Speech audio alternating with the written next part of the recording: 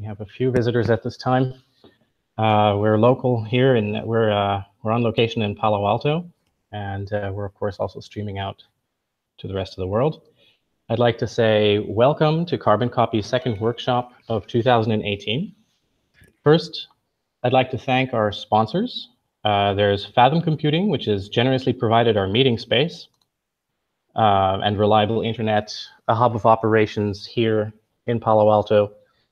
Fathom is busy building the fascinating next generation of computing hardware for deep learning, and possibly even hardware that a brain emulation might eventually use. And I think that they're even looking for talent right now, so check them out online. Then I'd also like to thank the 2045 Initiative.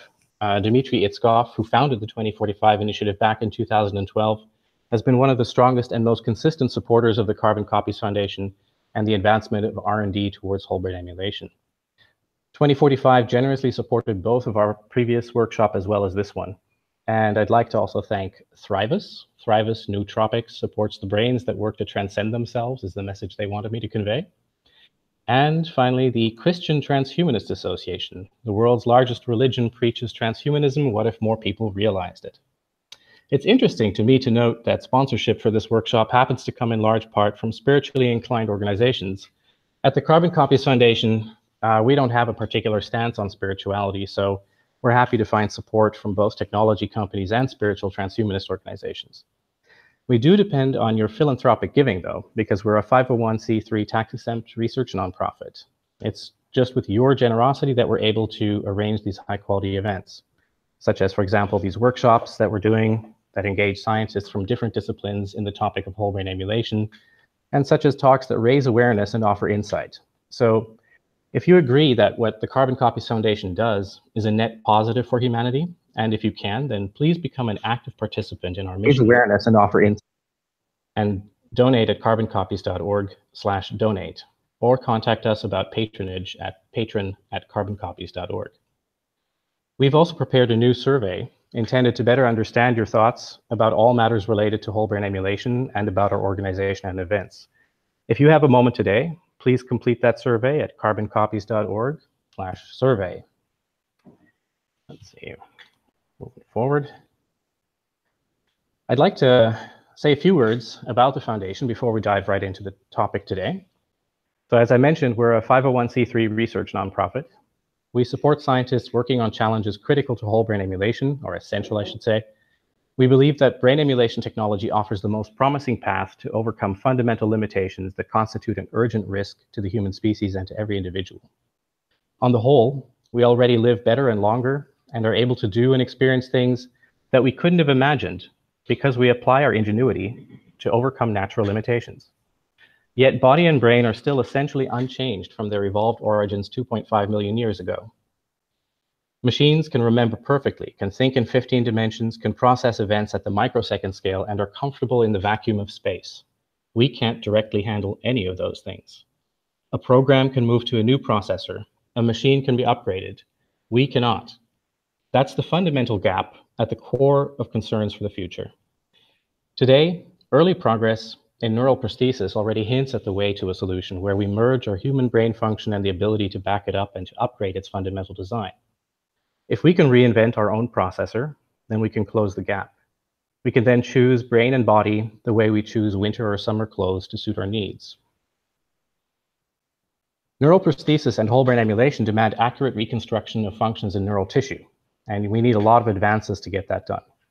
At the Carboncopies Foundation, we promote the following things, or promote these things, by spreading awareness of the gap, its risks, and the mission, by encouraging essential scientific collaborations, by maintaining a roadmap of challenges and paths to solutions, by publishing about science and technology in this new domain, and by hosting high-quality events with the leading experts.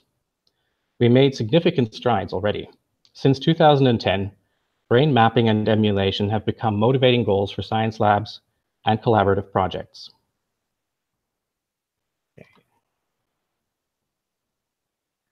Now,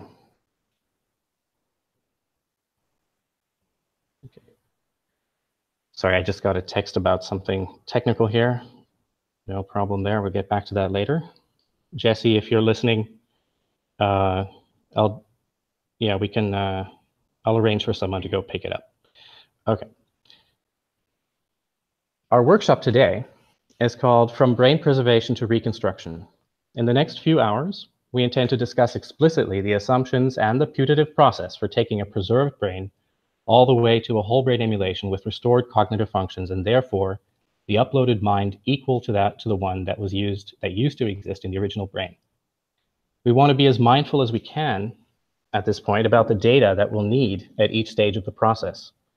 With that in mind, we hope to give an outline of the dominant challenges for that roadmap and the steps that follow the recently announced winning of the Brain Preservation Foundation's Large Mammal Prize.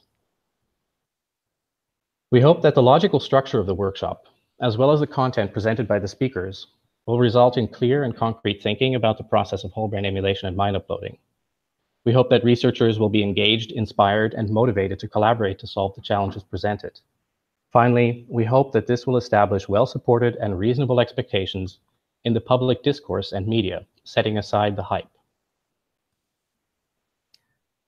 For those of you who participated in our last workshop, Transcending Biology, Reverse Engineering the Brain, you're probably aware that while the technical solution that leads to mind uploading is known as whole brain emulation, there are more than one way to achieve that. The two main directions that are being explored are either whole brain emulation via repeated neural prosthesis, which is considered an in vivo process, and whole brain emulation from preserved brain tissue, which is considered a post-mortem process. The two putative procedures are briefly depicted in the panels on the next two slides. So here's the first one. And I'm just going to take you through the slides, briefly reading them, because we're going to address each one of these. Well, not this one, but for the next set of panels, we'll address each one of them in the slides that follow. So here's the putative process for repeated neural prosthesis. First of all, there's a bar there that says that the type of information we need for that is largely activity data, so data that's recorded in the living brain with only some structure data required, such as, for example, having some notion of what the layout is of a given part of the brain that you're trying to build a neural prosthesis for. That's because in this approach, you use system identification to identify the functions happening in a particular part of the brain. Now, what you need are some constraints so that you can initialize a feasibly derivable and constrained model using the generic knowledge that we have of the circuit connectome and suitable kernel functions for those. Then you want to be able to collect data from the area you're trying to identify that you're trying to build a neural prosthesis for. This is where the most of the data that you need for this process comes from, functional recording inside the neural circuit, and you have to record from some percentage of the neurons. I put X% here because we don't know exactly how many you need. It probably depends on the neural coding in that particular area. And then the next step, important step, is identification. That's when you use a machine learning approach to search the model parameter space and fit the kernel functions based on the data that you've collected, this recording data that's there. Then you carry out validation, meaning you're taking the model that you're building and you try to identify how well this model actually fits, first of all, the data that you used to develop it, but then also a second set of data that was not used to build the model, to see if this model is now predicting, if it is giving you a good match of what should be the output for this previously unseen input. Then you need an implementation, like a device that can run the model and the functions that you just derived. And then when you've done that, then you can use these neuroprosthetic replacements. If you make those for all the different parts of the brain, ultimately you have a whole brain emulation. And then when you have a whole brain emulation, now we're at the upload panel there, that's where you can use this artificial substrate that the mind is in as a place where the mind is backed up and operating. And then, of course, because you have complete access to everything that's going on there, you can see how it works. You can use the backup to make sure that you have an undo function when you try out new things, and you can improve and enhance the mind. So this is for the repeated neural prosthesis approach. Now, the other one, from preserved brain tissue, has a lot of similar panels, similar steps involved, but some of them are done a little differently. First of all, we see here that the type of information needed,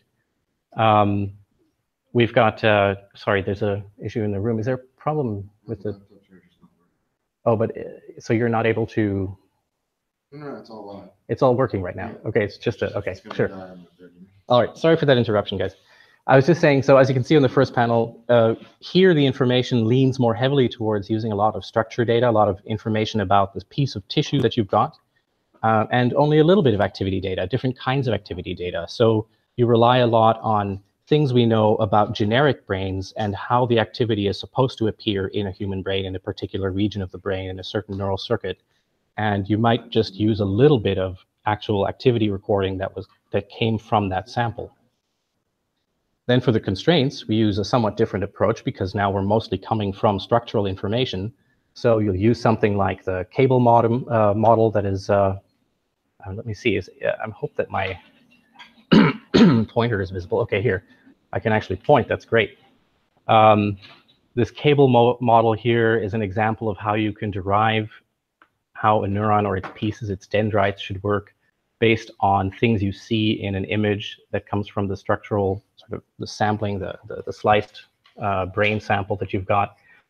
And you can use that together with knowledge about the circuits that are supposed to exist in a given area, with the types of neurons that are there, the types of synapses you expect, and information about things like neurotransmitter vesicles that you can count to see how strong a synapse probably is at this moment, to make estimates of what the parameters are for this model that you're trying to build. So these things like the counts that you've got, the measurements you can take, what you know about what the system's supposed to be, these are all constraints on the model that you build when you get around to building it. But first, before we build it, there's the collection of validation data. You're going to have to do some kind of validation. So you need something to test your models with. And what kind of data is that? Brain tissue. And I was just about to say that in the end, of course, you'd want both of those different approaches to lead to the same thing. That in that case, they would both be doing things right. This workshop here, and I hope people are able to hear me right now. If anyone isn't on there hearing me, then someone here, please give me a signal. This workshop is all about trying to make clear and concrete the challenges in this second procedure. So the one from preserved brain tissue, the one that's necessary if you begin with a preserved brain that may have been in storage for many years. Every one of the process panels here leads to a number of serious questions that will need to be. Sorry? Your notes are showing that your slides. I know, it's not my slides. That's weird. That's not what I intended to do. You just switch the screen. Okay, so. Guess I have to unshare or something first. God, where's that thing for? Oh, here. It's down there. Can I just drag it? Oh, you mean switch the? Like, switch I think you have to drag. See there, the share screen. Yeah, but and then there you go. I was sharing. I was trying to share this one. Yeah, that's right. This is what it's supposed to do. Okay, there we go. Now you can see my slides. Thank goodness. All right. Thank you for pointing that out. Too many things. Yeah, so we've had kind of a morning full of weird technical glitches, starting this morning when my laptop decided to tell me that it needed to go back to some previous state, and apparently that wasn't good enough because it crashed maybe 10 minutes ago when we had to pause everything. But hopefully we figured it all out now and this won't happen anymore. And I've finished that slide finally. We can move on to the next one.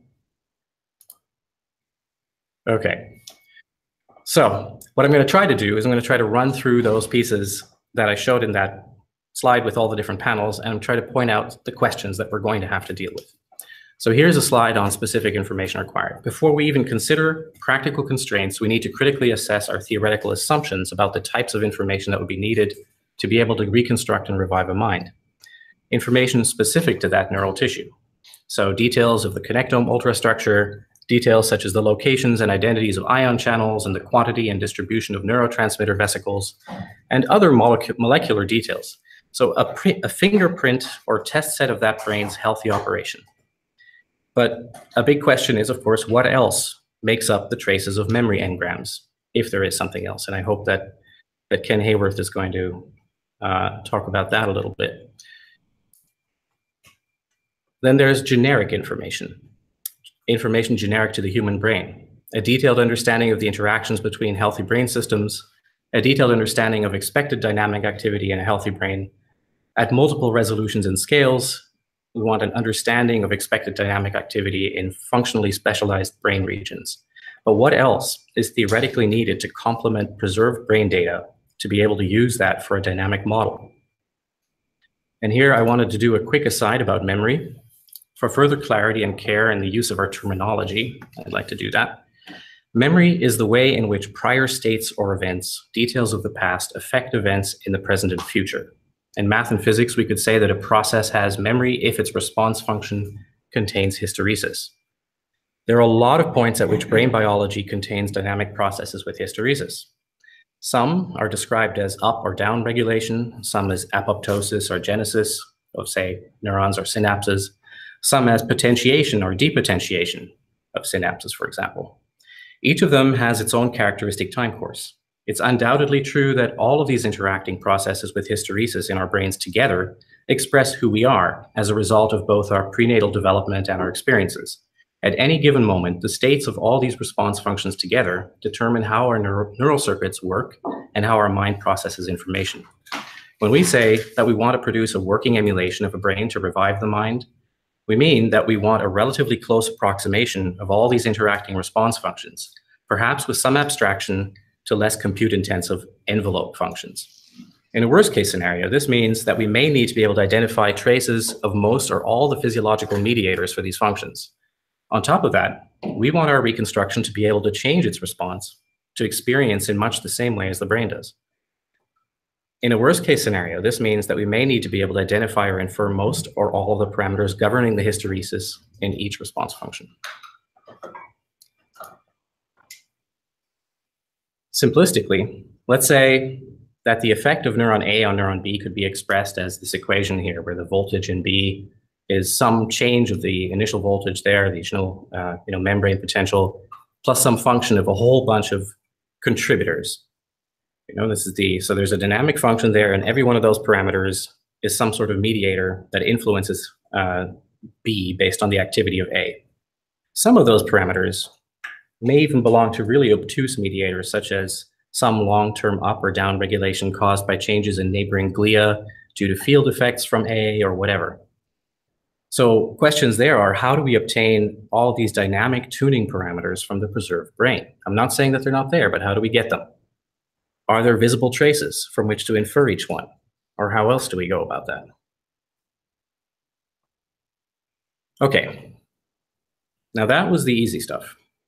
Now we have to get honest and set aside the purely theoretical questions and confront some practical considerations. Let's assess our ideas about how a working model can be built from a preserved data. We'll want to reconstruct the 3D architecture of the neural tissue so that at a minimum, we need to find neurons, neurites, and probable locations of synapses. What else?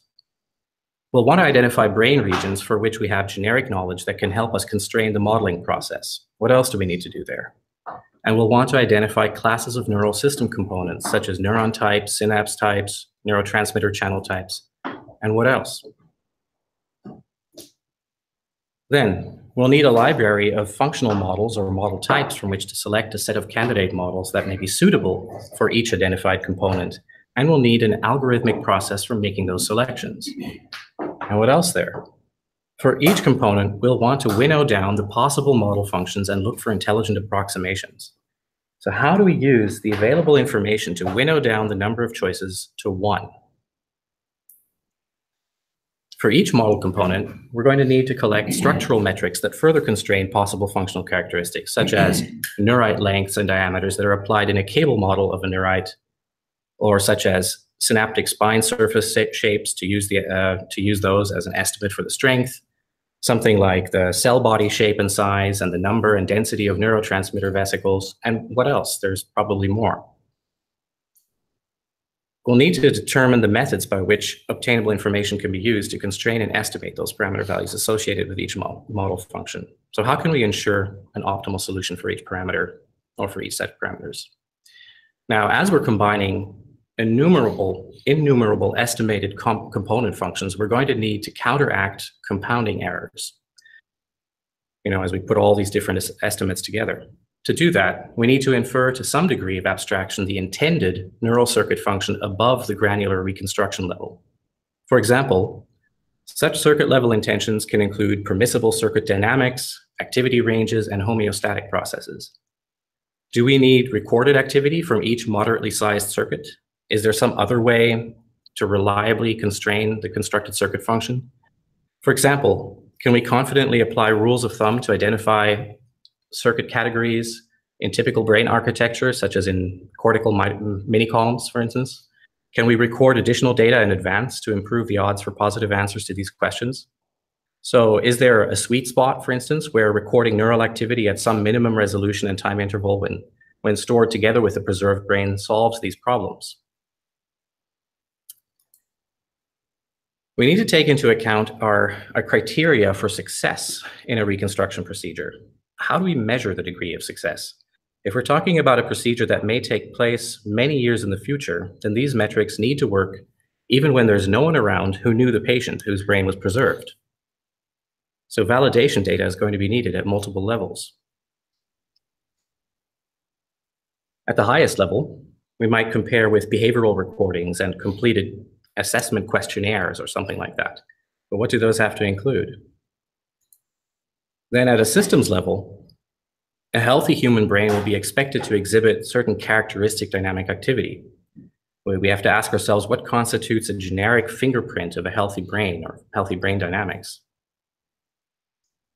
Then at the individual level, characteristic mental activity must arise from individually unique brain activity, right? That's kind of our assumption of what makes us all slightly different. This level of accuracy is more demanding than a generic fingerprint. What's the minimum satisfactory fingerprint of brain activity to confirm a specific human being? As we increase the resolution of our available validation data to, say, data within brain regions or data within neural circuits, so we increase our ability to confirm that the modeled complex system activity will evolve in a manner that is confidently within the range of plausible evolutions that might have been taken by the activity in the original system. So as the original system would change, how would it evolve its response? And is what we're seeing in this model that we're creating, is that showing a similar kind of evolution? Is it within plausible paths of evolution? How could we collect validation data at the resolutions and scales needed for this? So a lot of data that we've discussed so far might be satisfied by data that can be obtained from the brain tissue itself. We have to consider carefully the effects of both the initial process of brain preservation and of the long-term storage method, because that may have an effect on that data in one way or another. Given the questions asked so far, all these data needs, they may imply, what may they imply, and what may be obtained from the brain tissue? What is usefully preserved by current methods? And what would we need to know, like what kind of new methods would we need in order to preserve the rest of that data usefully? This is, of course, in part what the Large Mammal Prize of the Brain Preservation Foundation was carefully designed to address. Just a quick question. The fact that I'm seeing this here, does this mean that there's a problem with the live stream? No, okay. So, and with additional peer review and evaluation, hopefully, on what the prize results, we can qualify how aldehyde stabilized cryopreservation stacks up for all these needs. Of course, in addition to the type, we also need to know what proportion of the necessary information is preserved usefully. So what's the scale and coverage that's presently achievable? How about density, and what sort of artifacts occur and how frequently? For instance, is every neuron, every synapse, and every neurotransmitter vesicle preserved? How does missing data affect the restoration process? Are there corrective measures, and do they require information of another type from secondary sources, such as, for example, regional dynamics that can be used to estimate the influence on the system of this unrecoverable data?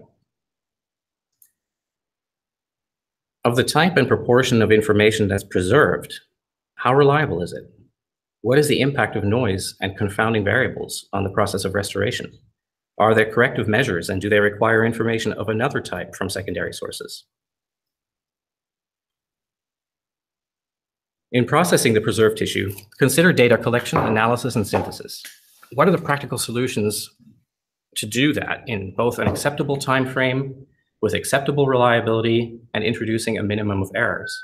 Is all of the information that we preserved also visible to the scan? What sort of mistakes would be expected?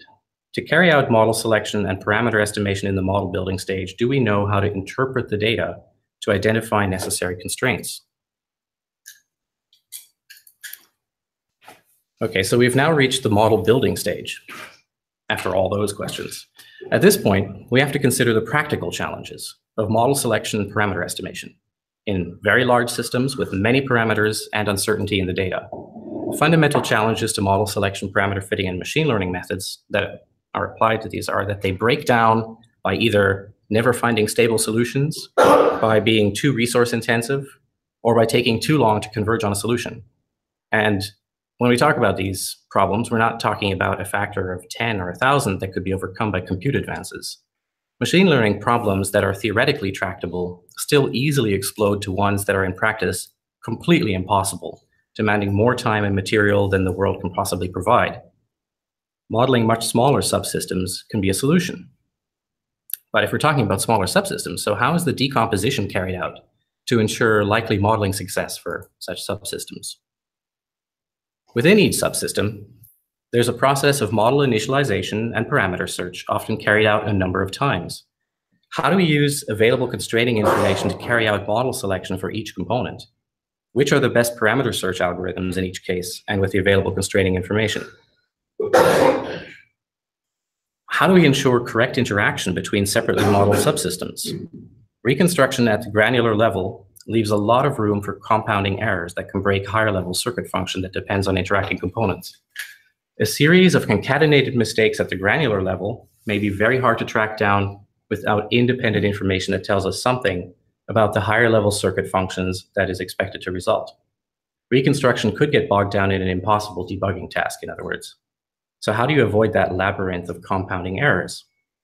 It's likely that the brain's neural coding already includes many safeguards to counteract these problems, and we can take inspiration from those. So with this, we come to the essential task of validating and correcting models of the reconstructed brain. And that's actually what my talk later on, since this is just the introduction, is about model validation. In practice, no model of any realistic complexity is correct when first built. Even in theory, it's unlikely that one correct model estimation is possible because many estimation procedures for dynamic systems and their parameters will produce more than one possible result. As mentioned earlier, we'll want to validate with dynamic fingerprints at behavioral system, individual, and further predictive levels.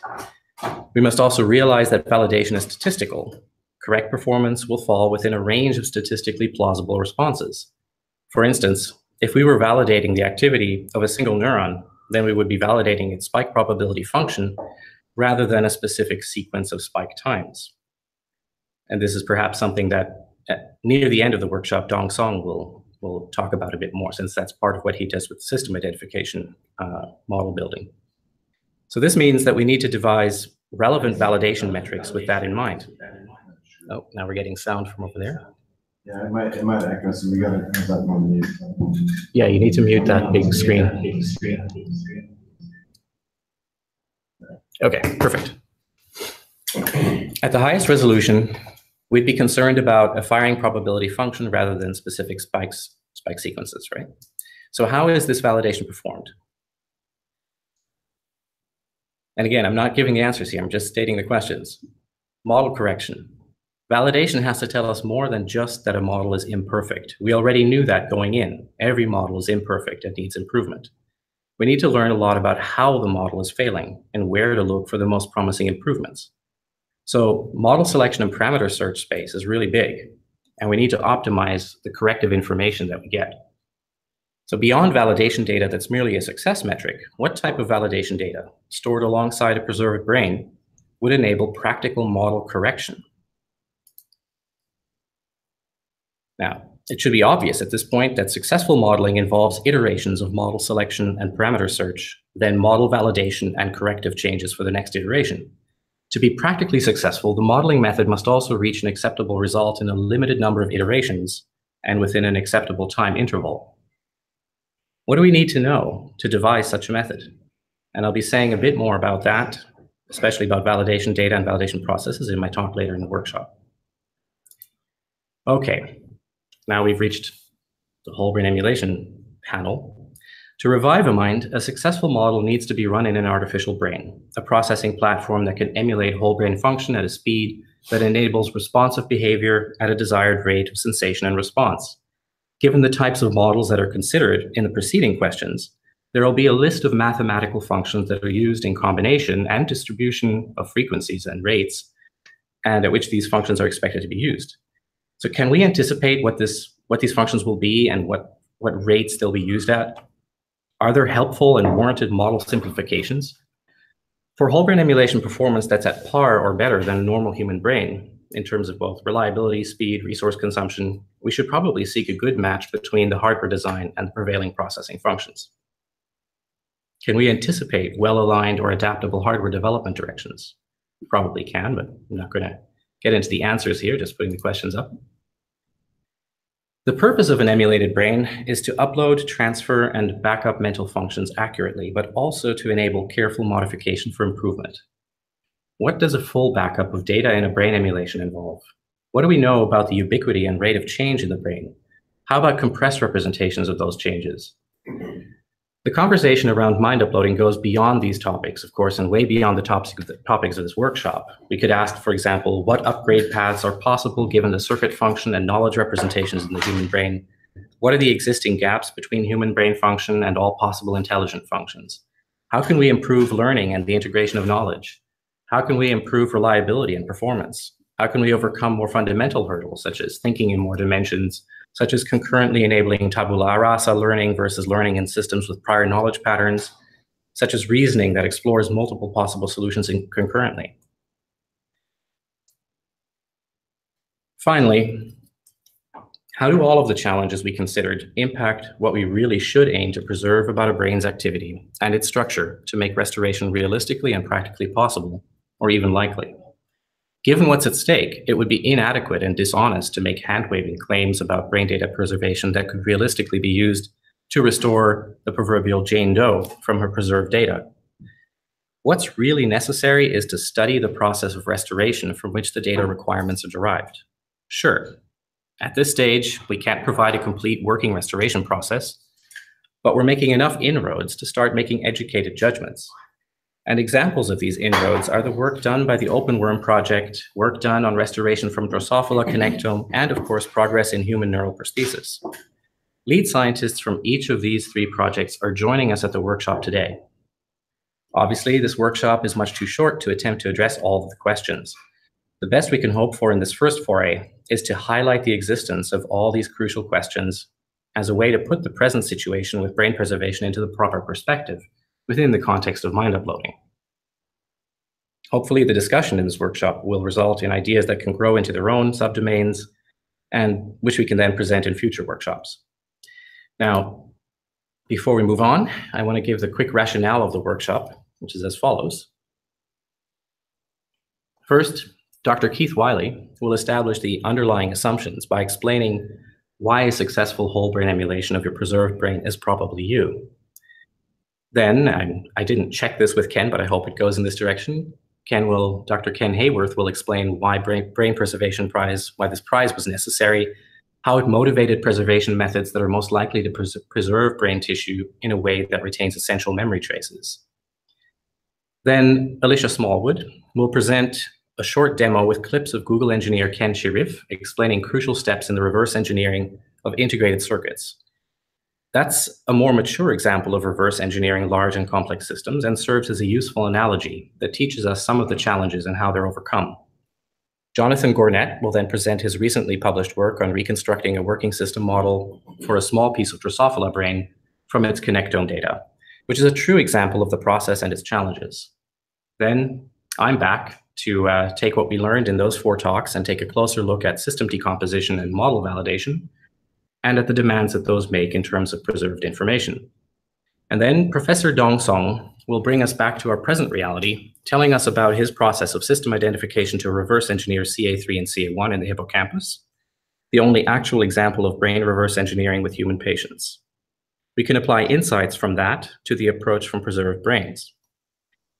In the final hour of the workshop, we'll have a panel discussion that includes Dr. Diana Decca and Dr. Stephen Larson, who have expert insight about brain emulation and system reverse engineering.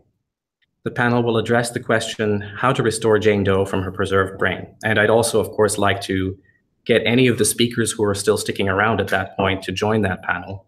That'll be even better figuring out where to go. Okay, so that is the end of my introduction. And let me quickly check what the time is, because we did have Q&A, but we're going to skip that. No Q&A for this talk. We're going on straight to the next one because it's already past 11. And Keith is up next.